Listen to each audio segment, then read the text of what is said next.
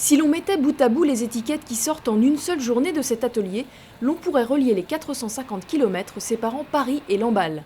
Nous sommes au cœur de l'unité de production de Grand Ouest Étiquette, à Lamballe, 14 millions de chiffre d'affaires annuel, 72 salariés, une entreprise familiale spécialisée dans la fabrication d'étiquettes adhésives.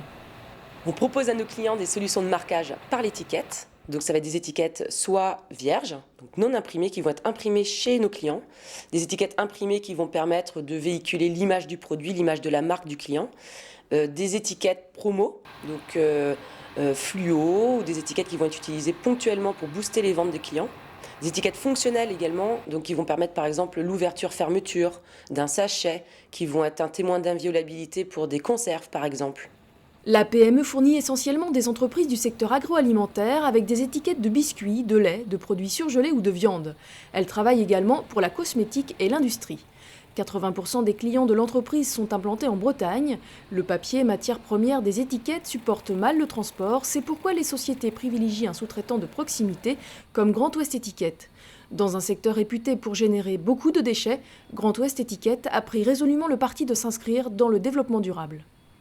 L'entreprise qui est familiale, qui a été dirigée pendant plus de 20 ans par Michel Roux, porte des valeurs fortes. Et en fait, dès 1991, l'ensemble des solvants ont été supprimés de l'entreprise. Donc ce n'est pas une démarche nouvelle, c'est une démarche de fond.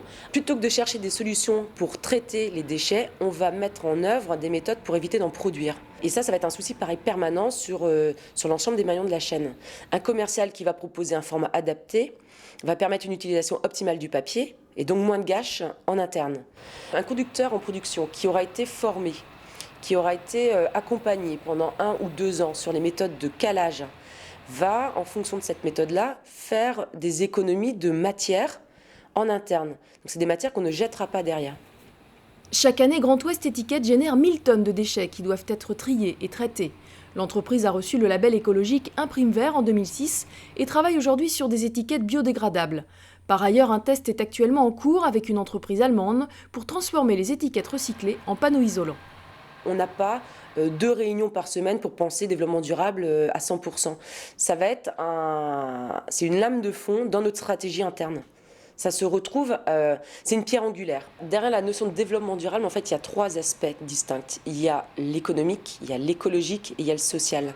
Et nous, l'objectif, c'est de compiler les 3, de faire en sorte qu'on arrive sur des cercles vertueux sans oublier l'économique. On peut faire de l'écologique, mais si l'écologique n'est pas rentable, à un moment donné, on meurt. Donc on allie ces 3 soucis-là en permanence. L'écologie, l'économie et le social sont les 3 piliers de Grand Ouest Étiquette, dont le socle serait les collaborateurs. La société a en effet opté pour un mode non pyramidal de management qui place les salariés au cœur des grandes décisions stratégiques. Des salariés qui participent régulièrement à des formations et des états généraux en interne. En résulte un sentiment de réussite collective portant la performance économique de l'entreprise.